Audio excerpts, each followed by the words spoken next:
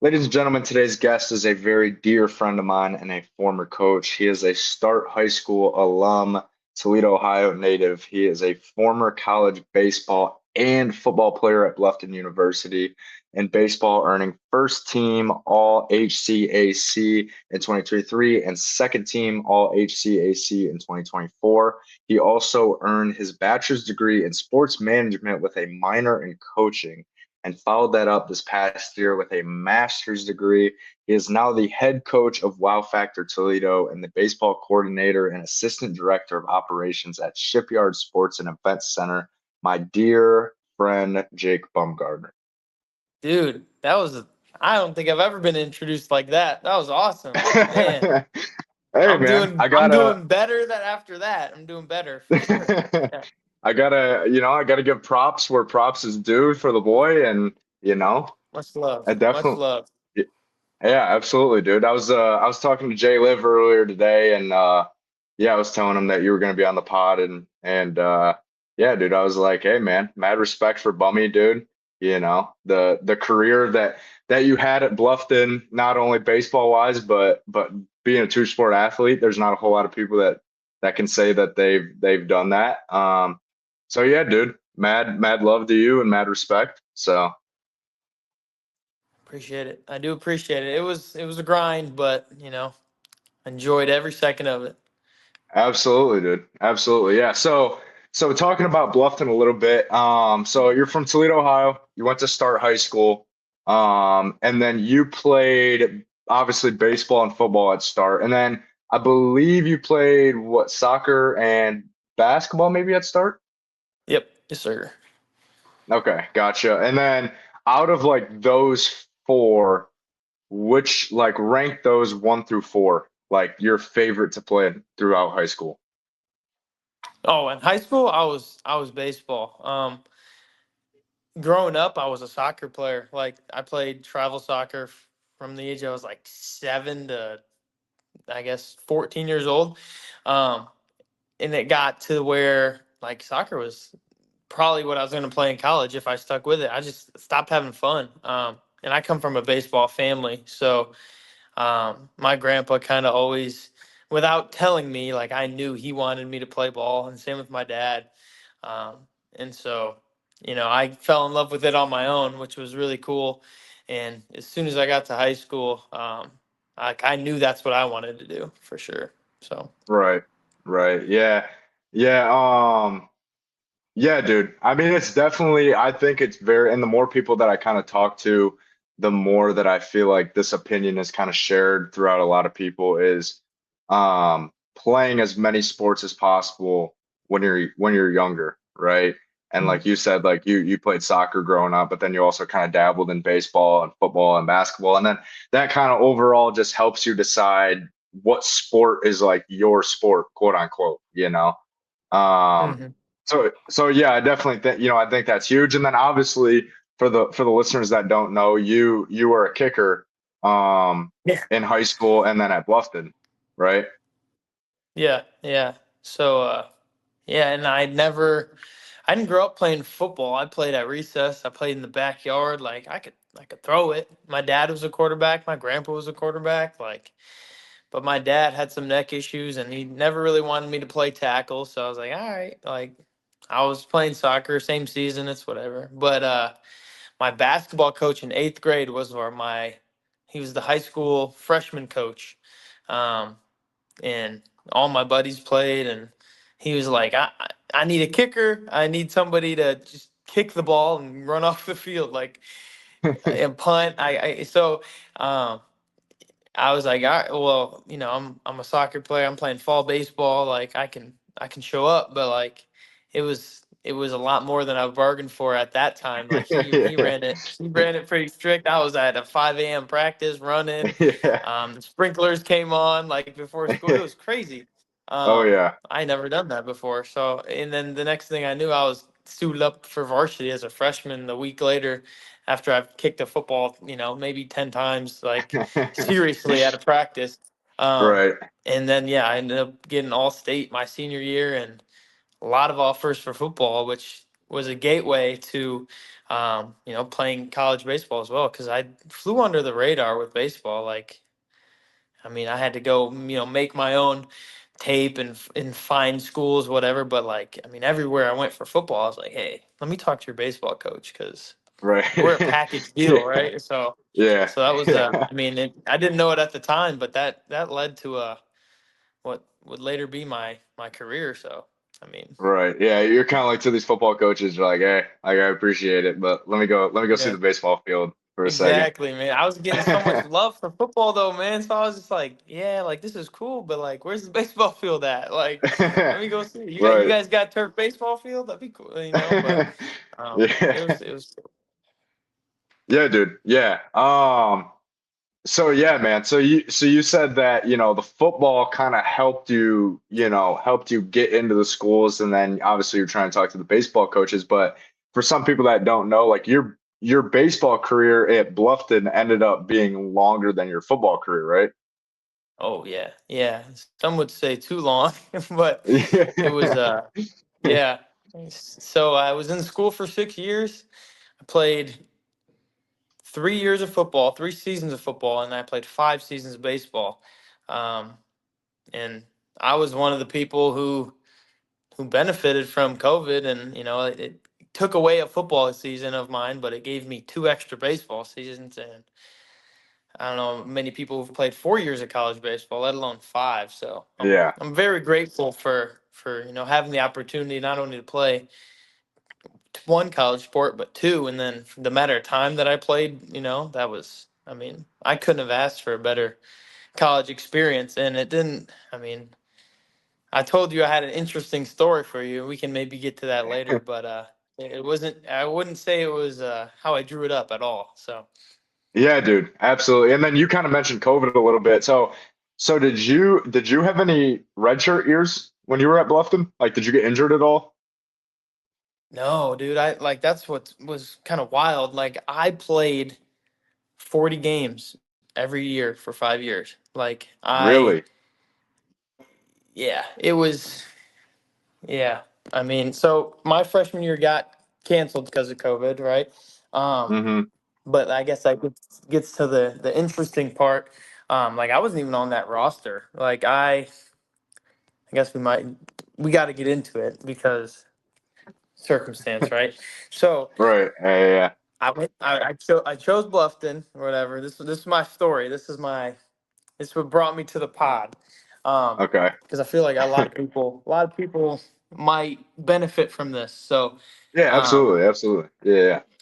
chose Bluffton to play football and baseball. It was a good fit academically, both programs. I thought it was a good fit, right? I quickly learned that I did not love college football. I didn't get to just show up and kick a football on Thursday and play in the game on Friday like I did in high school. Right. It was a lot. It was not what I bargained for, or whatever, and we just weren't good. And I had 5 different long snappers, 5 different holders. I wasn't enjoying it. So I was like, I'm getting out of here. I'm leaving.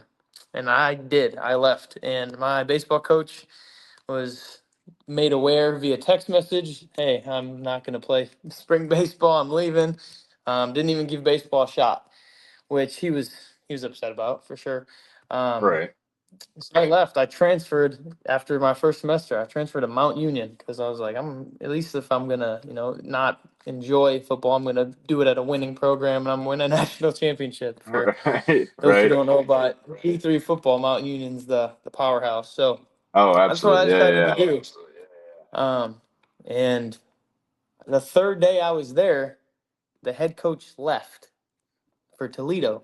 And that was between going home, going play walk on at Toledo, kick some footballs there, be at home, or go to a D3 powerhouse. I chose to go there, and that coach left for Toledo 3 days after I was there. So I was like, dang, all right. So there was a weird moment like that day in my one of my few classes that I attended there, and I was like, I'm gonna just go back. I'm gonna go back to Bluffton.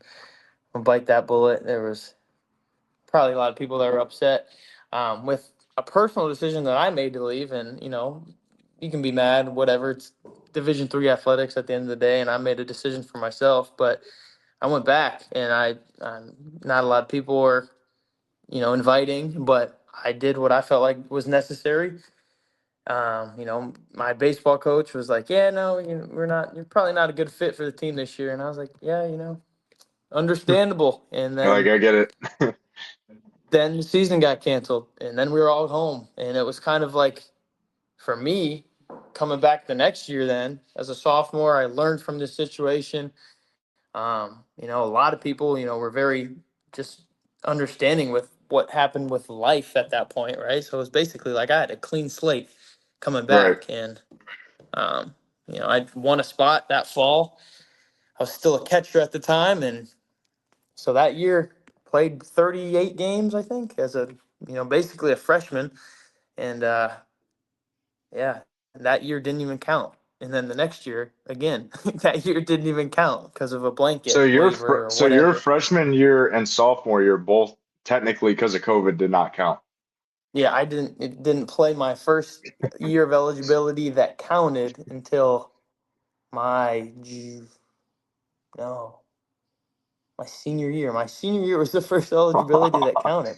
I'm almost positive. So Dude, so you played almost like 120 games of college baseball without any of that counting as towards eligibility. yeah, yeah. So in Dude, like dude.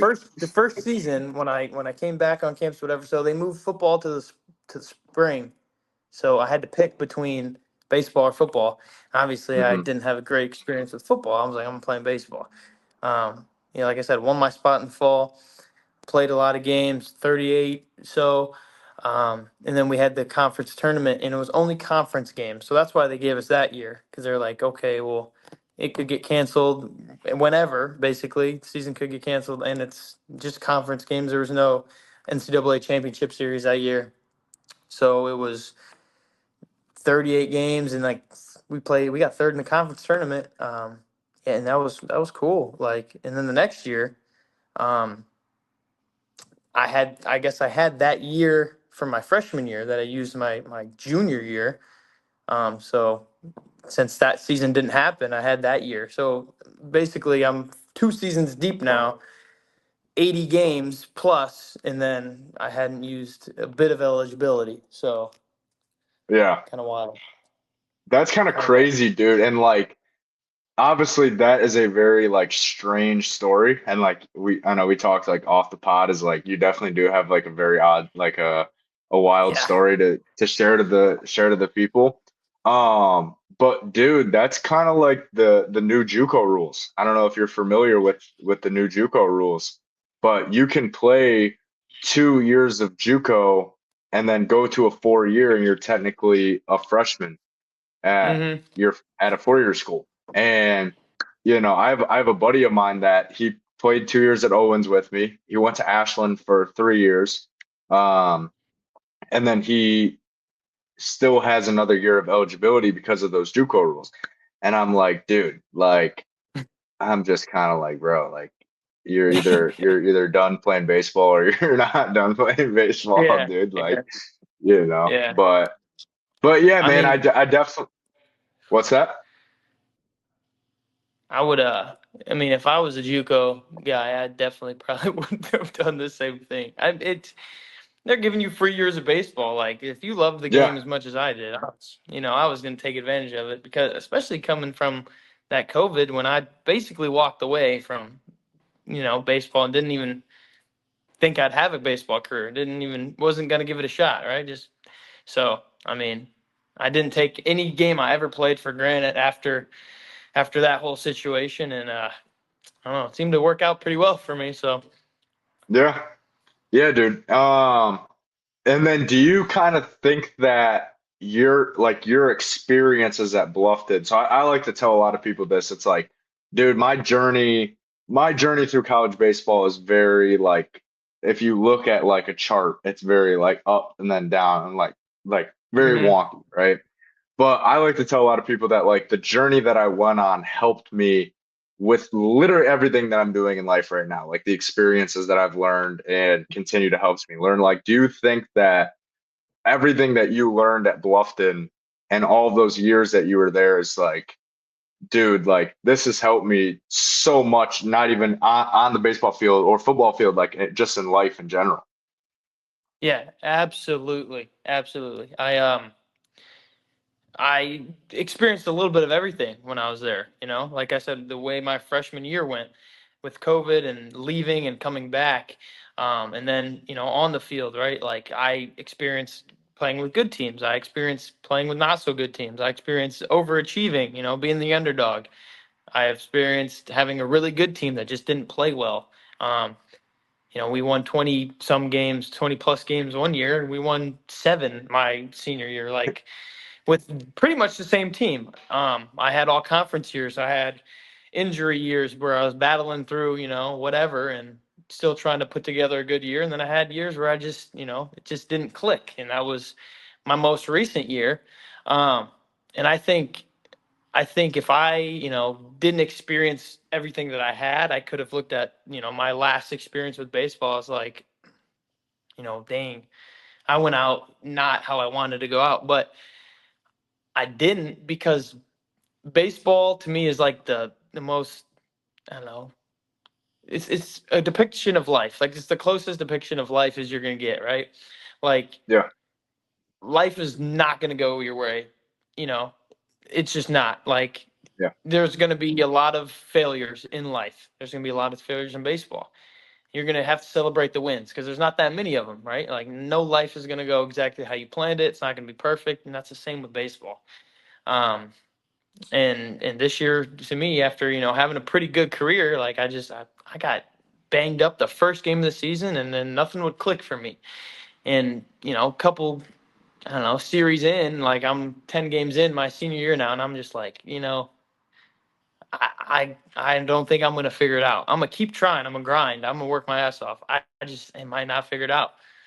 So hmm I kind of use what can I do to be a good asset on this team. Like I was still playing. I'm playing every day, but like I knew I could give more. So then I just looked at these younger guys who are, two guys in the infield that are getting a lot of reps, a couple outfielders, like guys that I feel like I can be an asset to, help them out. They're here for 4 more years. Like how can I better them in turn better the team? If I can provide that to them, I feel like as a team or in their career, they're going to do better. And that's just going to help me as what my career went on to be as a coach. And then, a director, manager, whatever you want to call me. Like I'm working in athletics. I'm yeah, training baseball players. I'm coaching summer teams. I'm trying to get on a high school staff somewhere like that. Probably did them as much good as it did me. I'm hoping so. Um, yeah, I mean, definitely have been able to learn and take what I used on the field and to literally my career, which I don't think a lot of people can say. Like I have a career in baseball. Like you either go pro, you coach, or that's it. Really, like I yeah, have a career in yeah, baseball. So like yeah, yeah. not a lot of people can say that. And yeah, everything I learned on the field was part of where I'm at now, which is the coolest thing in the world. Yeah, dude. Yeah, no, that absolutely, man. It's like I'm kind of the same way. So like I coach and do lessons out in Adrian and stuff like that. And I think, it's so like baseball is definitely there's a quote that I heard the other day, and it says your purpose is when you use your passion in the sense of others. And baseball, and I feel like for both of us, baseball is both our passion. And being able to teach it to the youth, and like you said, teaching it to, the younger guys on the team last year, it's like that's both like our purpose, and once you kind of find that joy in life, it kind of feels like the chains kind of unlock a little bit and you're like, finally, dude, like this is what all of the long days at the field and the long nights in the weight room or whatever was made for, is like being able to do this. You know what I'm saying? Absolutely. I mean, yeah, you'll never work a day in your life if you're doing something you love. Like it's Yeah. not going to feel like a job. Like I show up to work every day and I'm like, they're paying me to be here. Like what did I do Yeah, to dude. deserve this? Yeah. I would, Yeah.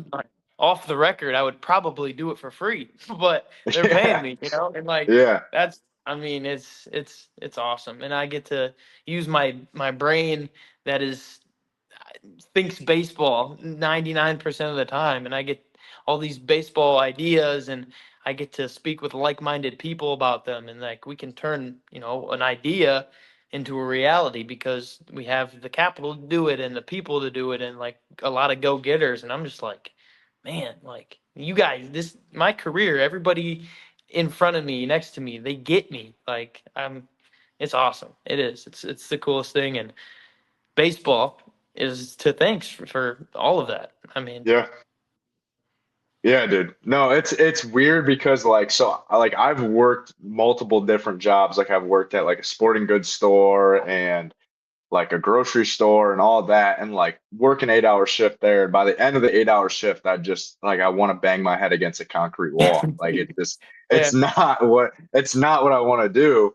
But when I'm at the facility and I'm doing lessons or I'm training these kids and like I could be there for 11 or 12 hours, at the end of the day, I'm like, dude, like I could do 12 more hours of this, bro. Like who needs sleep, dude? Like drink one of these bad boys and I'm good to go. You know what I'm saying? And it's Yeah. like, it is, man. It's like it's definitely, you definitely feel like you got a sense of purpose doing it, you know? Yeah, I mean, for sure. Like you leave fulfilled, you show up excited, like, and then my weekends now in the summer, I'm gonna go get to coach, and and that's my enjoyment. Like I coach all day, and then on the weekends, I get to go Yeah. coach these kids who I hope are just as eager as I was, and trying to get the most out of their experience. And we both had a really good mentor, really good coach. And if I could be like half of that for somebody else, like, I mean, I think there's going to be a lot of pretty good ball players in this world. Yeah, dude. Absolutely. And that's kind of the thing too, is like you were talking a little bit about earlier, is like the athlete in you like never goes away. And like for you, you work with ball players all week, but it's like tweaking like little things in their swings or like mental cues and stuff like that. And same with me in pitching at the facility. It's like try to get this finger right here instead of here for that changeup. It's like working on that. That prep that we do throughout the week is kind of our practice without practicing, if Hmm. that makes any sense. So like by the time the weekend comes and we're coaching, the summer team, we can use those cues that we learned with our other athletes on the athletes and be able to watch it kind of in time, and watching them actually do it in a game, if that makes any Hmm. sense.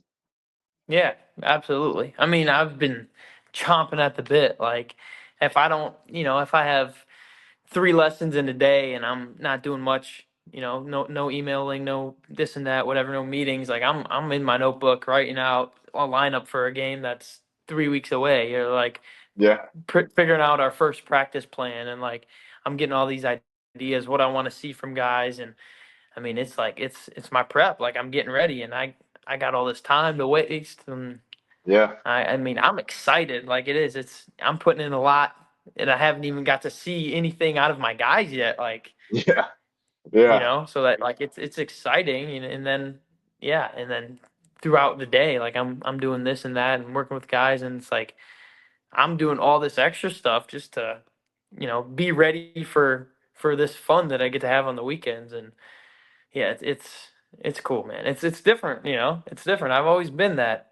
I'm a gamer. I'm ready to play. I'm gonna practice all week. I'm gonna play. Like my reward now is coaching. So it's Yeah. definitely different. But like I knew like very very very early in like my college career, like when this is over, I'm gonna have either a really tough time letting it go, or I'm gonna make it worth it, and I'm gonna be a good influence on somebody else's career and pass down what I learned. Because if you didn't, then you kind of are doing the next generation a disservice. Like, what would you be doing right now if you weren't, chasing your coaching dream, or, like, what do you have any idea? Because I have none, zero. I had no other option.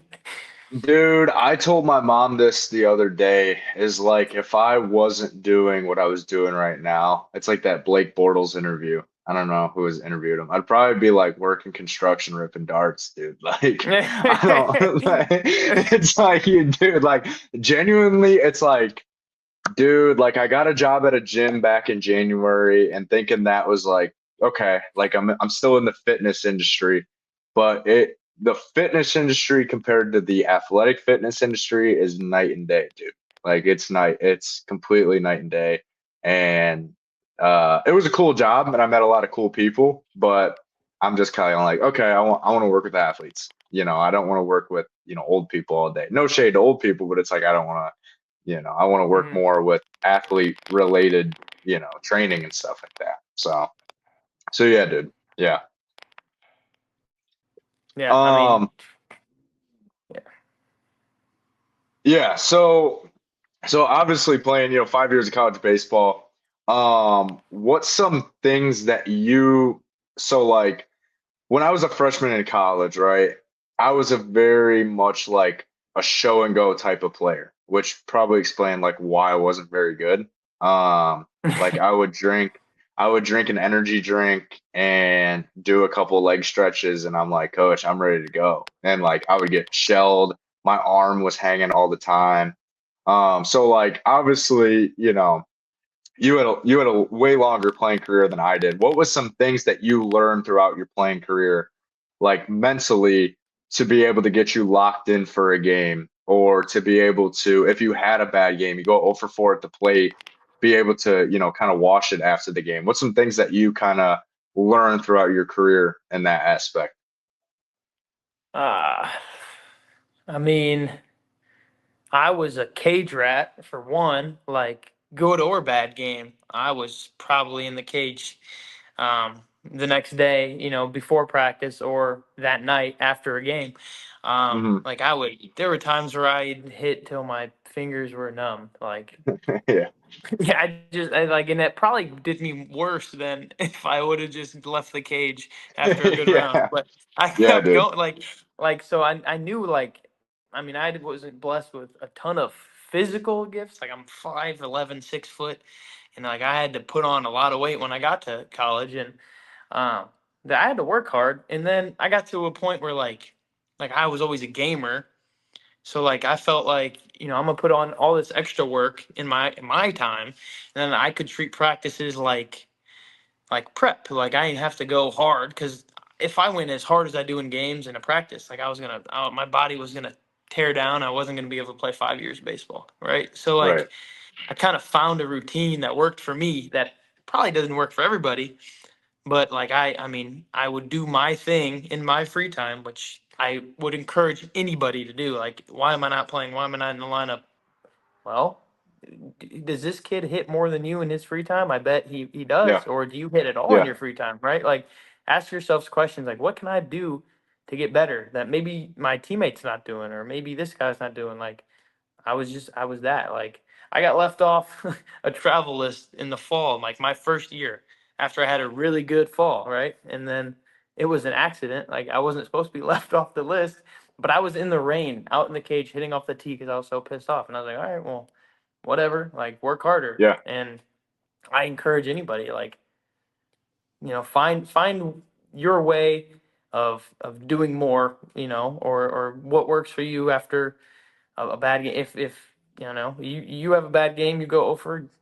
You don't want to swing. You don't want to touch a bat for a few days. Like, hey, that's what works for you, I guess. But like for me, like I got in the cage more than anybody, I would argue, and then I could kind of just go through the motions in a way, but like still get my reps in at practice, and that worked for me. Like I had success doing that, and I mean, find what works for you. I think is the biggest.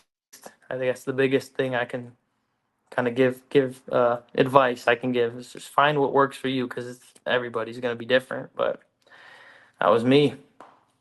Yeah, dude. Yeah, I think a lot of it too is like trial and error, you know? So like when I first got into college, or like I say when I was in high school and I'd have a bad outing, my go-to was I would take pre-workout, go to the gym and just hammer arms. Like I would just like do like bicep curls until my biceps were numb and then tricep extensions until my triceps were numb.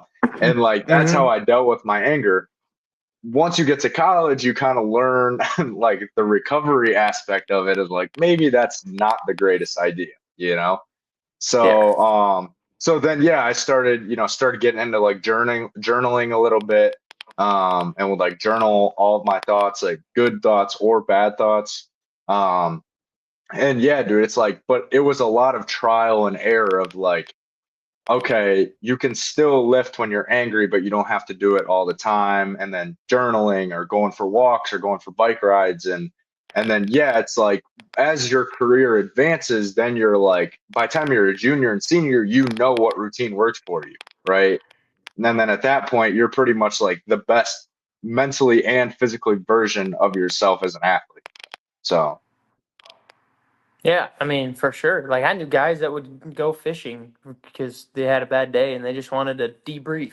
I had guys yeah, were animals in the weight room and they would lift 5 times more than everybody else because it relaxed them, right? And yeah, I mean, it worked. It whatever works for you. It's just finding your happy place or a way to relax and to regroup and get yourself ready for the next practice, the next game, the next whatever. Like I mean, everybody's different, and it's a big part in having success on the field though, because you got to be able to clear this because that's like the biggest thing that an athlete, in our case, a baseball player can battle. It's not the guy across from you. It's not your teammate that you're battling a spot for. Like it's you versus you all the time. And if you're a mental case, 100%. you will not have success in any aspect of baseball. I promise you that. Oh, dude, I mean, you remember me, my freshman, or not my freshman, my first year with West Toledo. Like, dude, I mean, I was a bit of a mental case my sophomore year too, but dude, it was rough, man. Like I could not control my emotions in the slightest. And yeah, it was just I didn't believe in myself up here, and I didn't know how to control my thoughts up here, you know? Mhm. And then as my career kind of went on, I got a little bit better at, I'd say a little bit better at it, but um, yeah, dude, it takes time, man. It's all trial and error, you know? Hmm. So I mean, yeah, in the better you controlled this, the better success you had as you got older. Like it wasn't just a coincidence that once you kind of got better at that part of the game, you had more success. Like there's no coincidence in that. Like the mind is it controls the game of baseball, and if you're not sharp, man, no, oh there's yeah. not going to be many successes. So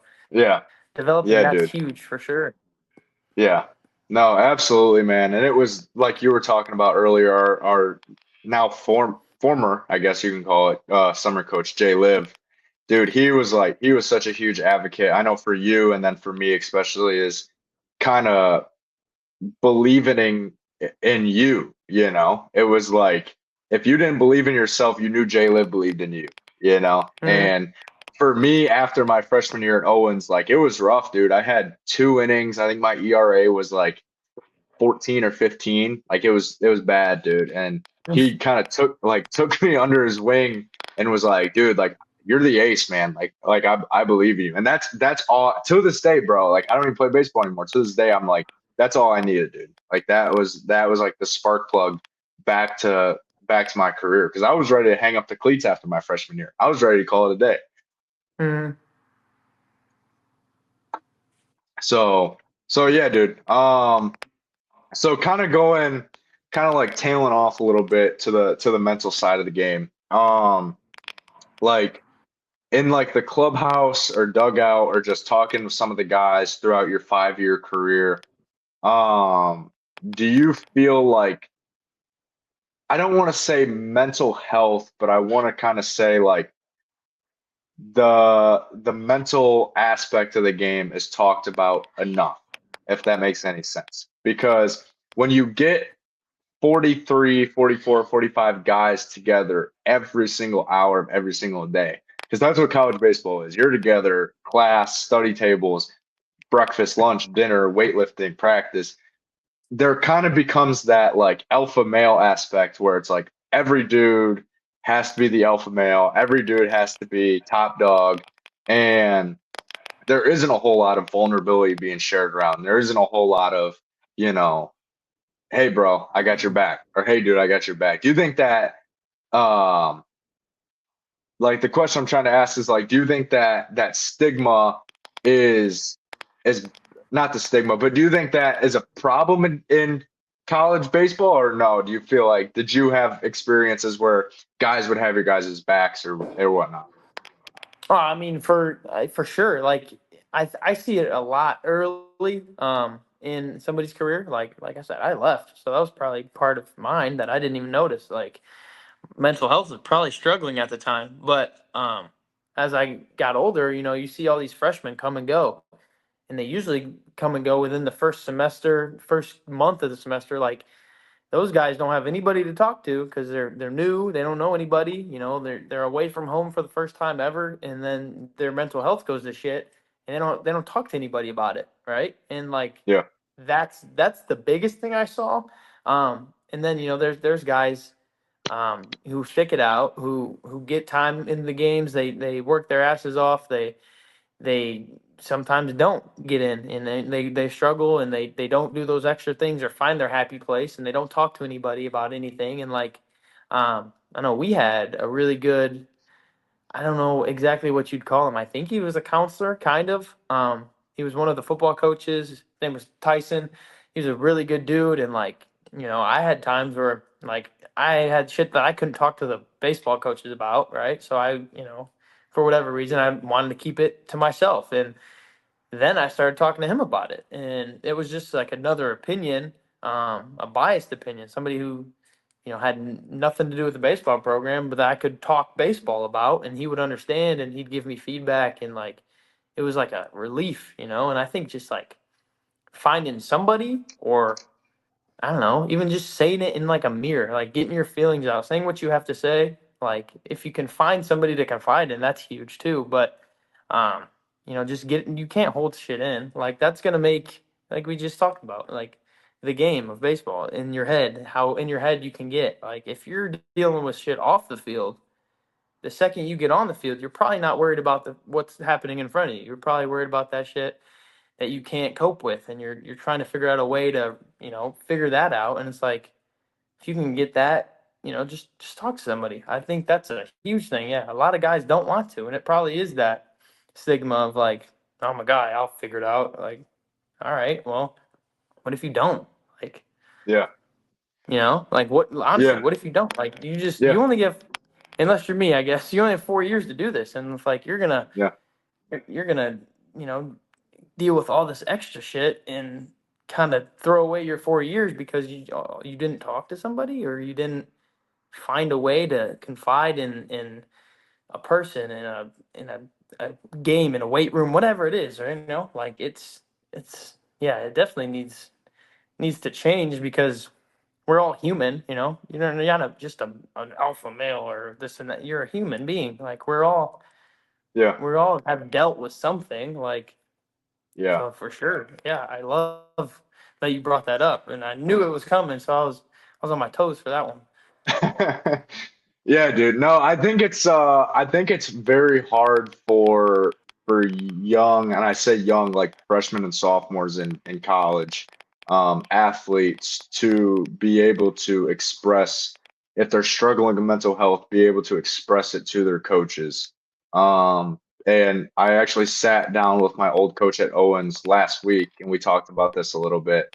Was dude, like I was struggling mentally both years at Owens, and he had no clue about it, you know? Mm, And he was like, why did you never tell me? And I'm like, dude, I was so worried about getting playing time, let alone, I thought you already, I thought that you thought that I wasn't good enough to play, let alone I didn't want you to have another excuse not to play me, which is such a silly and ridiculous thing to think.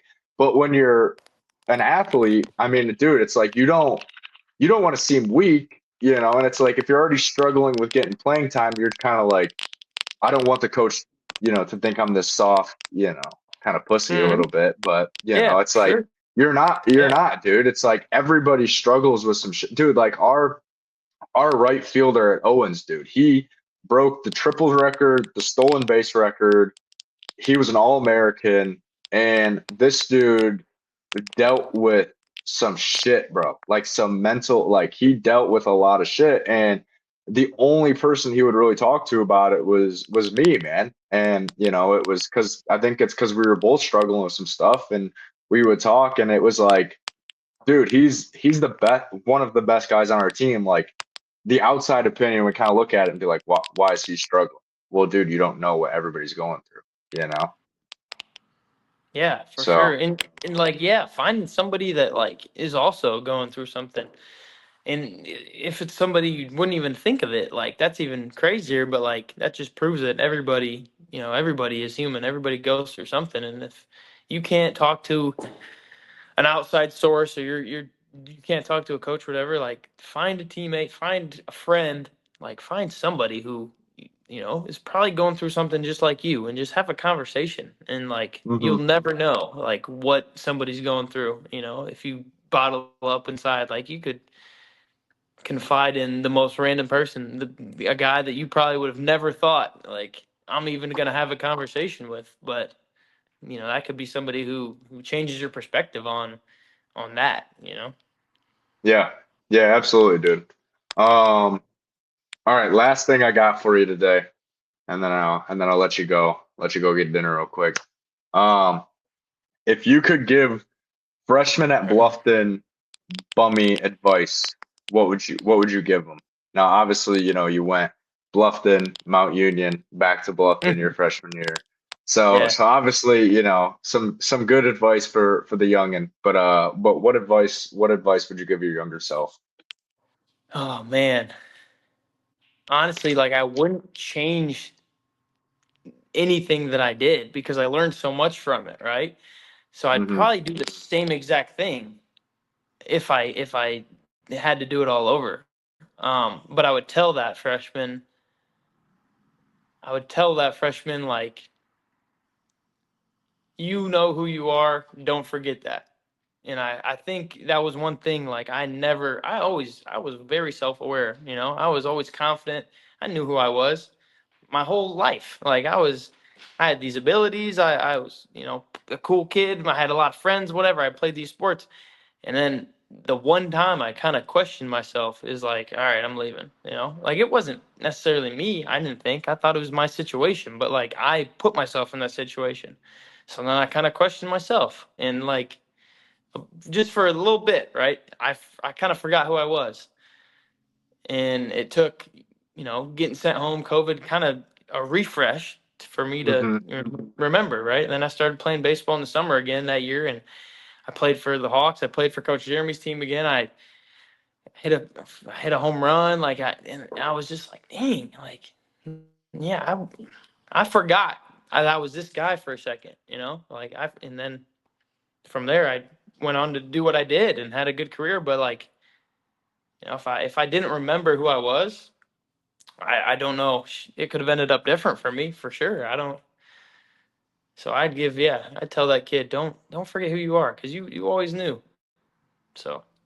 Yeah, dude. I mean, you're playing a college sport for a reason. Like you're not some bum off the street that this coach gave money to and said, "Hey, I Mhm. want you to play for our team." Like you're playing college baseball for a reason. I think kind of when times get hard, it's very easy to go, "Oh, I'm not built for college baseball." Like, yes, you are, dude. Like the coach knows what he's doing. The coaching staff knows what they're doing, and I mean that by like selecting you to play for their team. Like they want you, they believe in you, and yeah, man, I think that was great advice of, just remembering who you are and remembering that you belong at the level that you're at. So yeah, dude. That's all I got. That was a great pod, dude. That was a great discussion. That was awesome, man. That was awesome.